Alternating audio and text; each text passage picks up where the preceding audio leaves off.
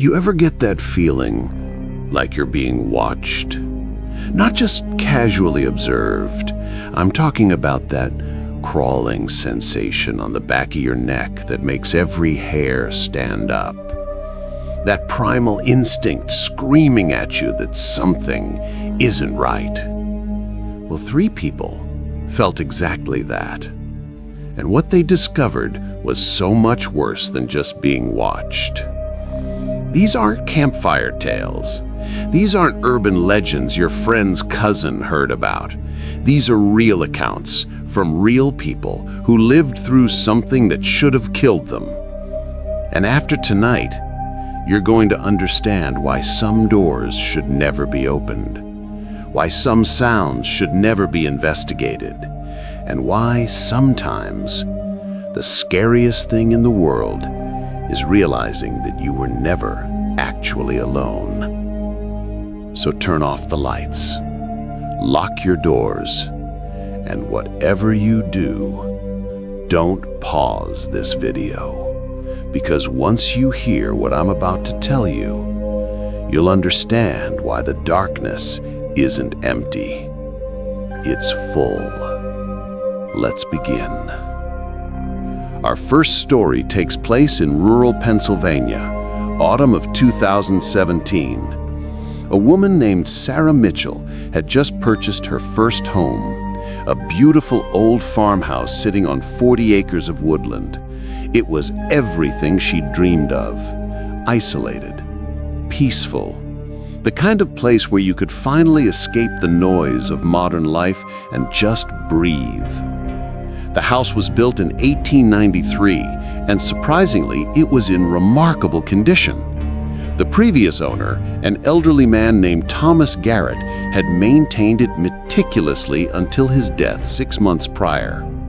His children wanted nothing to do with the property. They sold it cheap. Too cheap, Sarah would later realize. The first week was perfect. She spent her days unpacking, arranging furniture, and exploring the property. The forest surrounding the house was dense and ancient, towering oaks and maples that seemed to swallow the sunlight. At night, she'd sit on the porch with a glass of wine, listening to the symphony of crickets and distant owls. It was exactly the fresh start she needed after her divorce. But on the 8th night, something changed. Sarah woke up at 3:17 in the morning. She knew the exact time because she checked her phone, squinting against the brightness of the screen in the pitch-black bedroom. Something had pulled her from sleep. A sound, maybe, or perhaps just that inexplicable feeling that something was wrong. She lay there in the darkness, listening. The old house settled and creaked naturally. She'd gotten used to that. But this was different. This was rhythmic, deliberate. It sounded like footsteps, slow, heavy footsteps moving across the floor directly above her bedroom. Sarah's blood ran cold. She lived alone. The attic was supposed to be empty, just dusty boxes and old furniture left by the previous owner. She'd barely glanced up there when she first moved in. The realtor had mentioned it was accessible through a pull-down ladder in the second-floor hallway. The footsteps continued, back and forth, like someone pacing. Sarah grabbed her phone and pulled up the number for 911, her thumb hovering over the call button. She waited, barely breathing, hoping it would stop, hoping it was just the house settling in some weird way she didn't understand yet. But the pacing continued for another 5 minutes before finally falling silent. She didn't sleep the rest of that night. She sat in bed, lights on, clutching a kitchen knife she'd retrieved from downstairs, watching the ceiling as if she could see through it. When dawn finally broke, she felt ridiculous. In the morning light, everything seemed less threatening. She convinced herself it must have been an animal. Maybe a raccoon had gotten into the attic. That made sense. Old houses had gaps and holes. It was probably nothing. But she needed to check. She needed to know. That afternoon, Sarah positioned the stepladder under the attic access panel in the upstairs hallway. She pulled the cord and the ladder unfolded with a rusty groan. Dust rained down on her as she stared up into the black square opening above. The smell that wafted down was musty and old, ancient dust and something else, something almost sweet and rotten. She clicked on her phone's flashlight and began to climb. Cardboard boxes were stacked against the walls. Everything was covered in a thick layer of undisturbed dust, except for one area. Right in the center of the attic, where she'd heard the pacing, the dust had been disturbed, not scattered randomly like an animal would do. There were footprints, human footprints, bare feet, adult-sized, leading in a clear path back and forth, exactly where she'd heard the pacing. Sarah's hands started shaking. The flashlight beam wavered across the floor. Someone had been up here. Someone had been in her house, walking back and forth above her head while she slept.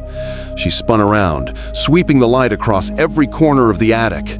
Nothing. Nobody. Just old furniture and boxes. But the footprints were fresh. The dust around them was still settling. She backed toward the ladder, her heart hammering against her ribs. That's when she saw it. In the far corner, partially hidden behind a stack of boxes, a blanket, a pillow, and a collection of empty food wrappers. Someone had been living in her attic. Someone had been staying up here, eating, sleeping, and pacing back and forth while she lived her life below, completely unaware. Sarah scrambled down the ladder so fast she nearly fell. She ran to her bedroom, grabbed her keys and purse, and was in her car within 2 minutes. She called the police from the driveway, her voice shaking so badly the dispatcher had to ask her to repeat herself 3 times. 2 officers arrived within 20 minutes. They searched the entire house, including the attic. They found the footprints, they found the makeshift living space, but they didn't find anyone. The officers explained that this was more common than people realized. Squatters who break into homes, usually when the owner is away, and hide in attics, basements, or crawl spaces. Sometimes they've been living there for weeks or even months before being discovered. One officer stayed with Sarah while the other checked the property perimeter. They found how he'd gotten in. A basement window at the back of the house had been pried open, the lock broken, fresh scratches on the frame. He'd been coming and going as he pleased. The officers advised Sarah to stay somewhere else for the night while they increased patrols in the area. They'd dust for prints and file a report. They were confident it was just a drifter who'd move on now that he'd been discovered. Sarah stayed at a hotel that night, and the next night. She couldn't bring herself to go back. The thought of sleeping in that house, knowing someone had been above her, watching her routine, learning her patterns, made her physically ill. But she couldn't hide forever. It was her house. She put everything she had into buying it. On the 3rd night, she returned. She'd had a security system installed that day. Cameras on every entrance, motion sensors on the doors and windows. The police had boarded up the broken basement window. She was safe now. She had to believe that. The first few hours were okay. She made dinner, unpacked a few more boxes, tried to establish some sense of normalcy. The security system's green lights blinked reassuringly from the keypad by the front door. Everything was locked down tight. At 11 p.m., she decided to go to bed early. She was exhausted from 3 nights of terrible hotel sleep. She brushed her teeth, changed into pajamas, and climbed into bed. The house was silent, except for the familiar creaks and groans. She was just starting to relax when her phone buzzed on the nightstand. A notification from her new security system app. Motion detected, attic access, 2nd floor. Sarah sat bolt upright in bed, her heart exploding into overdrive. The app showed a tiny video feed, the hallway camera pointing at the attic access. She watched in horror as the panel slowly pushed open from above. The ladder began to unfold, Someone was in the attic. Someone had been in there the entire time. Through the police search, through the security installation, through everything. She watched as bare feet appeared on the ladder rungs, then legs, then the torso of a filthy, emaciated man descended into her hallway. He was wearing the same clothes he'd probably worn for months. His hair was long and matted. He moved slowly, carefully, like he'd done this 1,000 times before. Sarah couldn't breathe, couldn't move. She watched through the camera feed as the man walked directly toward her bedroom door.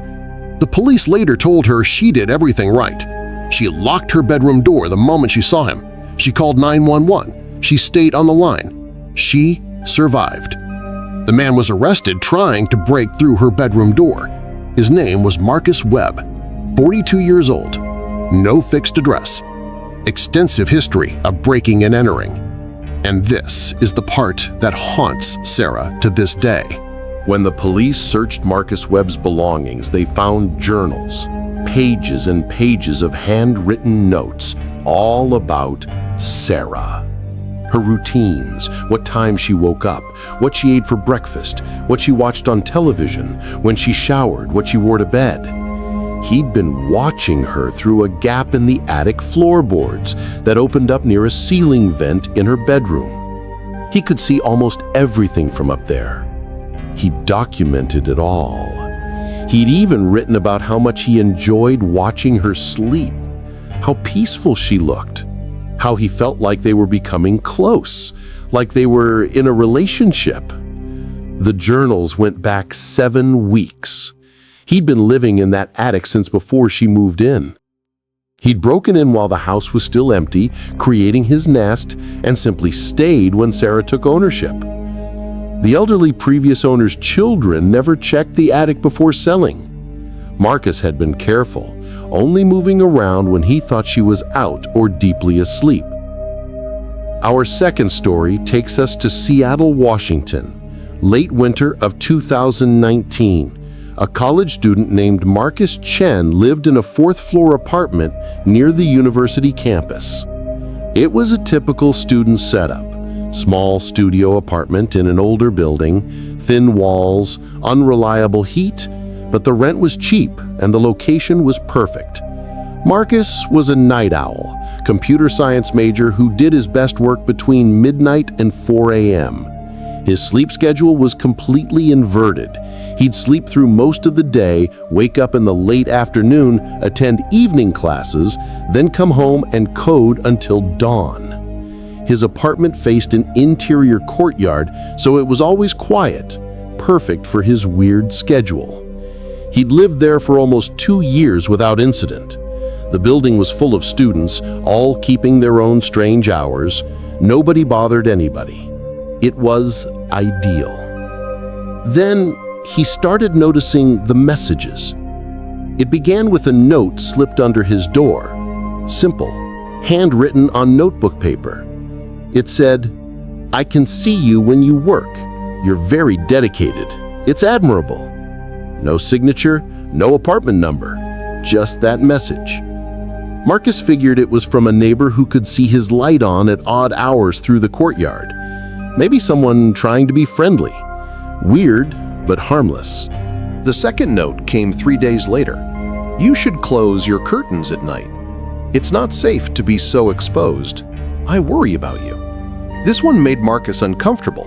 He looked at his window. His desk faced it, and he never bothered with the curtains because he was 4 floors up, overlooking an empty courtyard. Who would be looking in? But that night, he closed the curtains anyway. The notes continued. Every few days, a new one would appear under his door. "I saw you skip dinner last night. You need to take better care of yourself. Your posture at the computer is terrible. You're going to hurt your back. I heard you coughing yesterday. Are you getting sick?" They were always concerned, always caring, but increasingly specific. Details that only someone watching very carefully would know. Marcus went to his building manager, showed him the notes, asked if there were security cameras in the hallways. There weren't. The building was too old and the landlord too cheap. The manager said he'd keep an eye out, but admitted there wasn't much he could do about notes. They weren't threatening, just creepy. Marcus started feeling paranoid. When he walked down the hallway, he'd look at every door, wondering which neighbor was obsessed with him. He asked around, talked to the people he knew in the building. Nobody admitted to writing the notes. Nobody had noticed anything unusual. One neighbor, a senior named David, suggested Marcus set up his own camera, just a cheap webcam pointed at his door.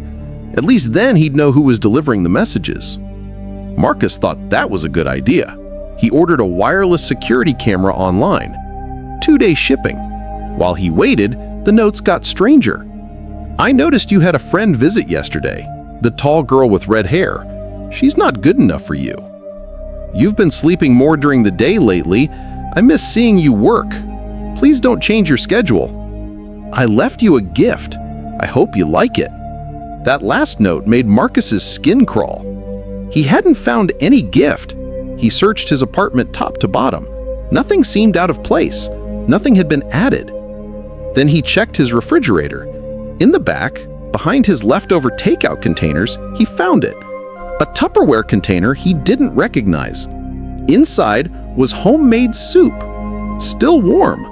Someone had been inside his apartment. They'd been inside while he was sleeping. He'd been home all day, sleeping off an all-nighter.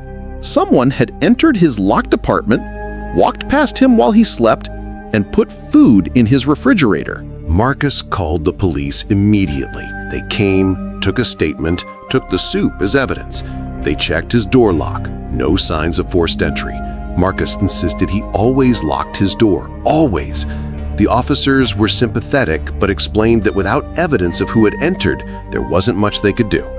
They suggested he change his locks immediately and consider getting a deadbolt. Marcus did exactly that, same day. The building manager wasn't happy about it, but Marcus didn't care. He had new locks installed, heavy-duty deadbolt. He felt slightly safer. The security camera arrived the next day. He set it up outside his door, angled to catch anyone approaching. Now he'd have answers. That night, Marcus forced himself to stay awake. He kept his phone next to him with the camera app open, watching the live feed of his hallway. Empty. Silent. Hour after hour, nothing happened. At around 4 a.m., exhausted, he finally dozed off. He woke up 6 hours later to a notification. Motion detected. He opened the app and watched the recorded footage. At 4:37 a.m., just 30 minutes after he'd fallen asleep, someone appeared on camera. But this is where it gets disturbing. The person was wearing a full-face mask, not a ski mask, a realistic silicone mask. It looked like a completely normal human face, neutral expression, male features, but something about it was wrong. The proportions slightly off. The person stood in front of Marcus's door for a full minute, just standing there, staring directly at the camera. Then they reached down and slipped a note under the door and left. Marcus's hands shook as he walked to his door. The note was there. He put on gloves before picking it up. It read, "Nice try with the camera, but I'm always one step ahead. You can't keep me out. I have a key." Marcus didn't go to the police this time. He called his parents. He packed a bag, and he was out of that apartment within 2 hours. He stayed at his parents' house across town. He broke his lease. He didn't care about losing his deposit. Whatever it cost was worth his safety and sanity. But he couldn't let it go. Who was doing this? How did they have a key? He just changed the locks. Only he and the building manager had keys. Unless someone had copied a key before the change or during the installation. The locksmith. Marcus called the locksmith company, asked who had come to install his locks, gave them the date and time. They checked their records and called him back.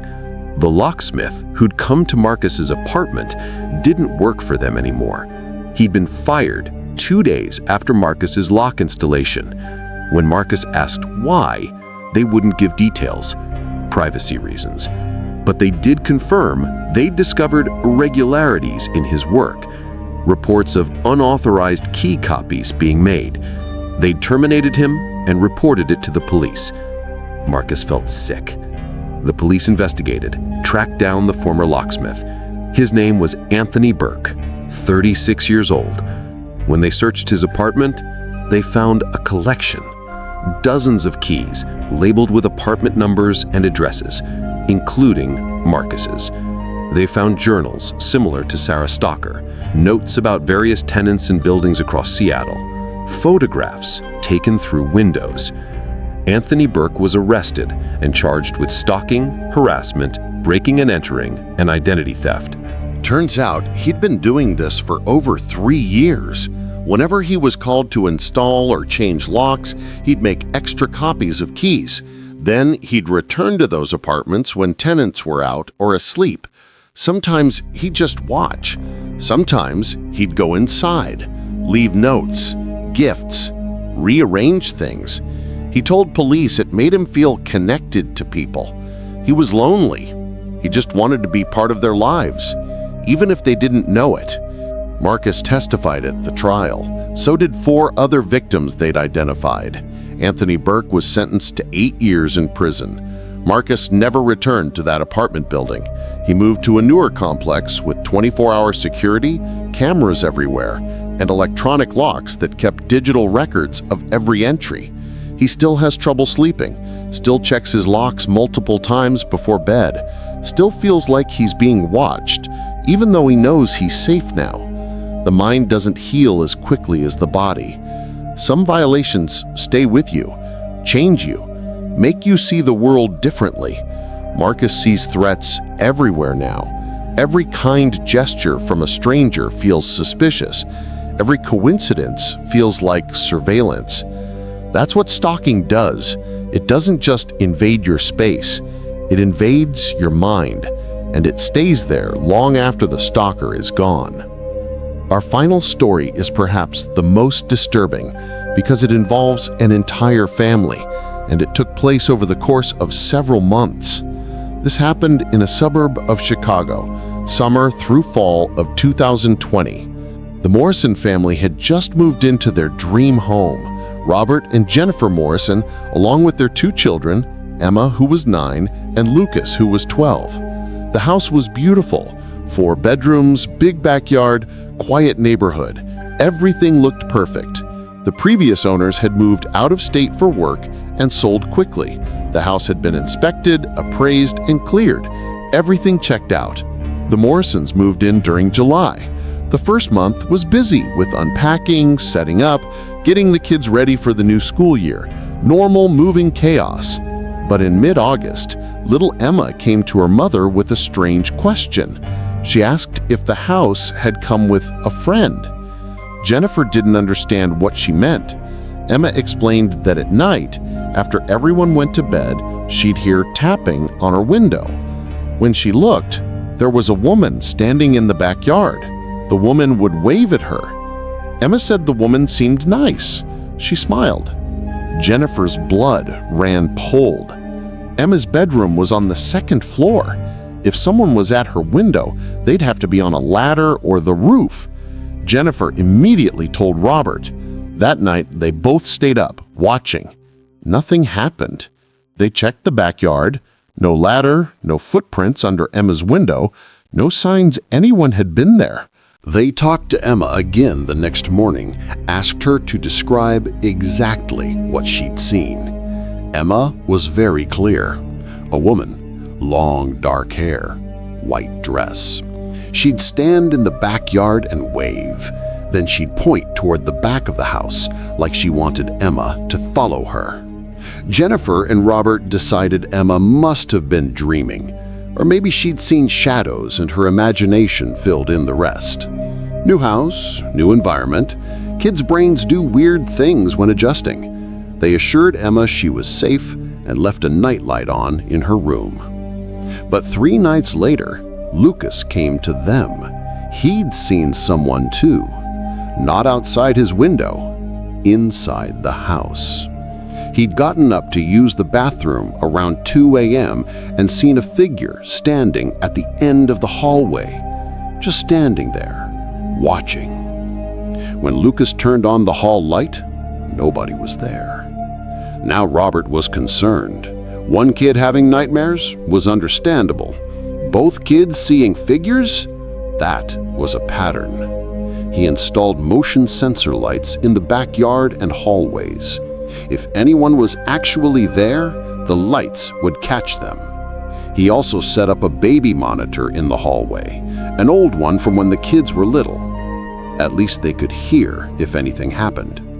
The motion lights didn't trigger, but the audio monitor picked up something.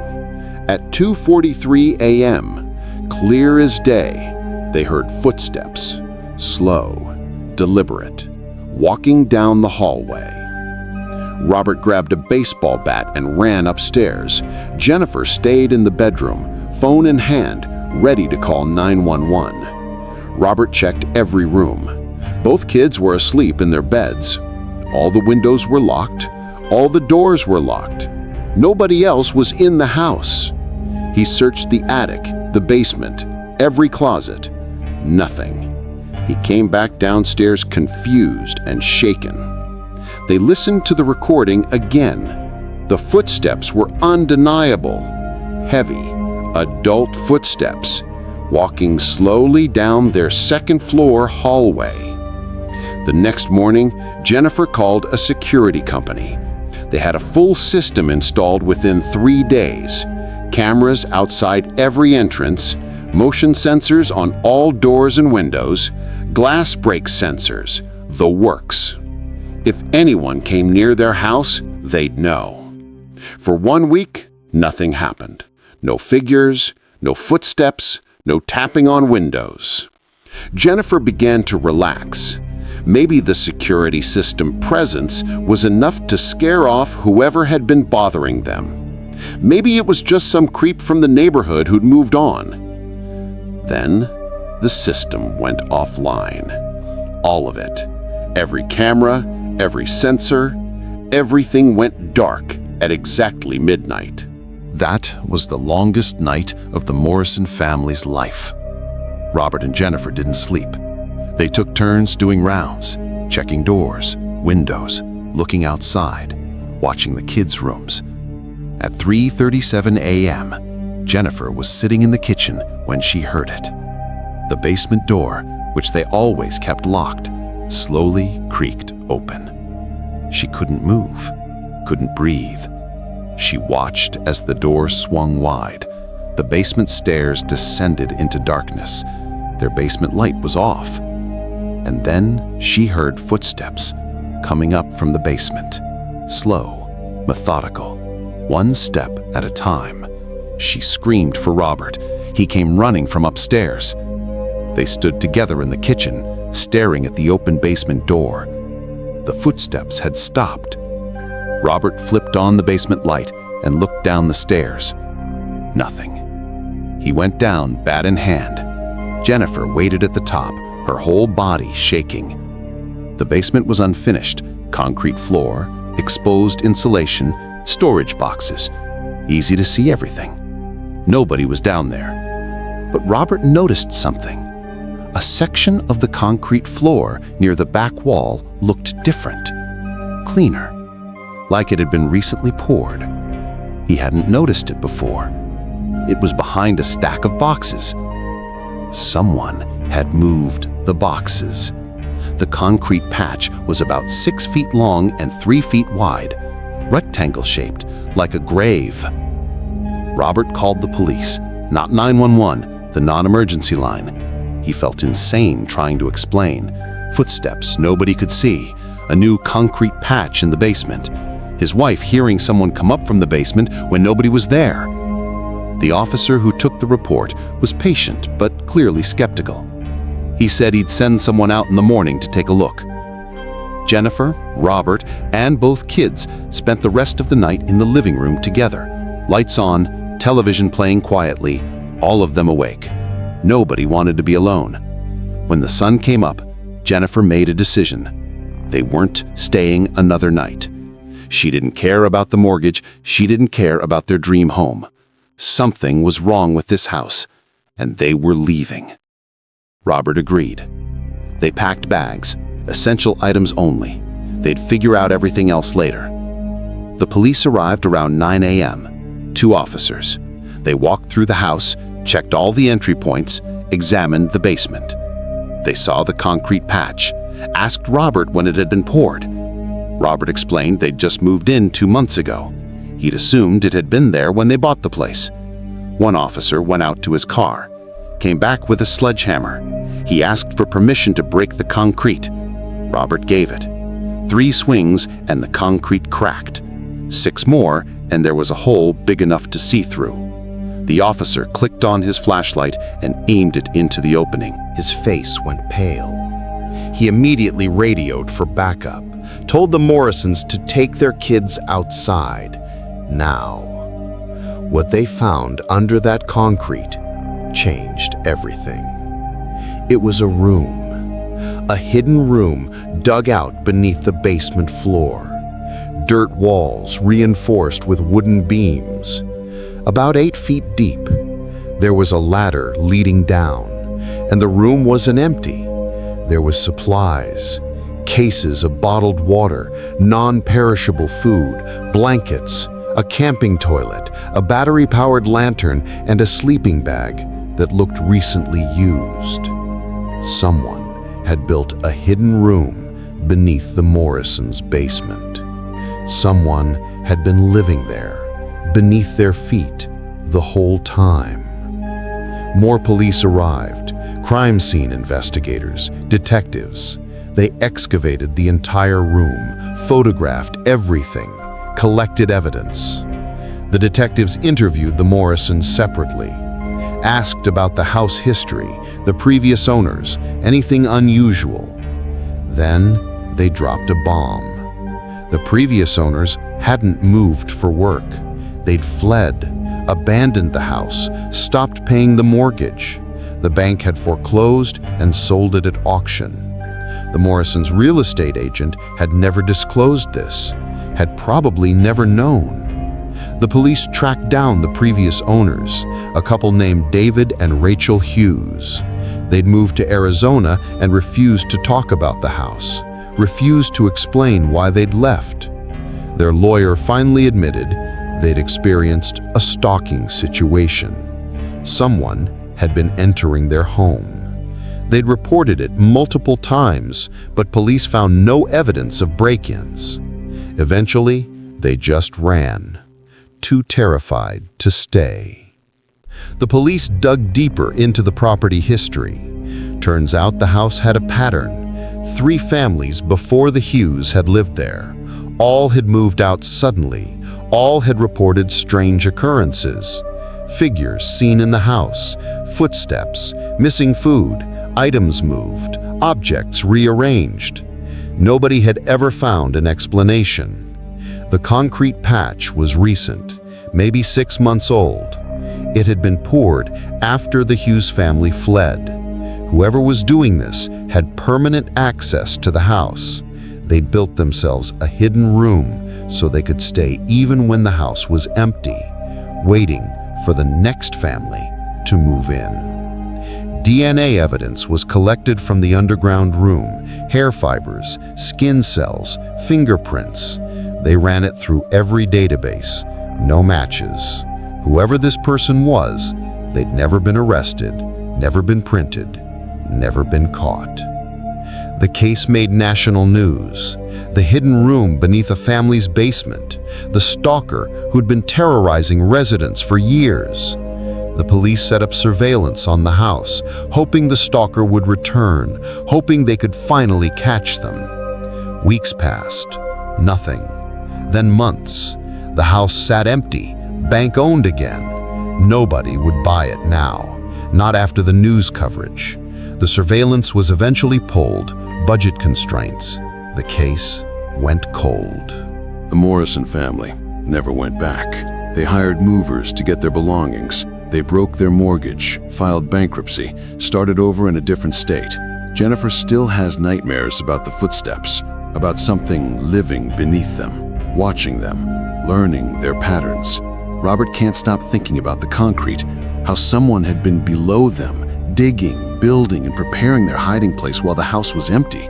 how close they'd come to never knowing, how many nights that person had been down there listening to them walk overhead. Emma won't sleep without her parents nearby. She keeps asking if the woman in the white dress followed them, if she's outside her new window. Lucas, who used to be outgoing and social, barely leaves his room. He's in therapy 3 times a week. The therapist says it's severe anxiety and trauma. Might take years to process. But here's what keeps me up at night about this story. They never caught the person. Whoever built that room, whoever stalked 3 families over multiple years, whoever lived beneath the Morrisons' feet and terrified their children, they're still out there. Maybe they found another house, another family. Maybe they're building another room right now, beneath someone else's basement, waiting, watching, learning. The police theorize it might be someone with a connection to the property, maybe a relative of a previous owner, maybe someone who lived there as a child, someone who feels ownership over that space, someone who can't let it go. But theories don't catch criminals, evidence does, and they don't have enough. So that house still stands empty in that Chicago suburb, windows dark, lawn overgrown, a for sale sign that's been up so long it's faded and weathered, and beneath it, there's a hole in the basement floor, a ladder leading down into darkness, a room that someone built with their own hands, a room that someone might return to someday. These 3 stories share a common thread: the invasion of space we believe is safe. Our homes are supposed to be sanctuaries, places where we can let our guard down, sleep peacefully, exist without fear. But for Sarah, for Marcus, and for the Morrison family, that security was revealed to be an illusion. Someone was always there, always watching, always closer than they could have imagined. Sarah's stalker was in her attic for weeks. Marcus's stalker had a key to his door. The Morrison stalker was beneath their feet. And the worst part? This happens more than you think. Police estimate that tens of thousands of people experience stalking in their own homes each year. Many never report it. Many never even know. So tonight, when you're lying in your bed in the darkness, listen carefully to the sounds of your house, the creaks, the groans, the settling, and ask yourself, are you sure you're alone? Are you sure that sound is just the house? Are you sure nobody's watching? Because Sarah was sure, Marcus was sure, the Morrisons were sure, until they weren't. Sweet dreams.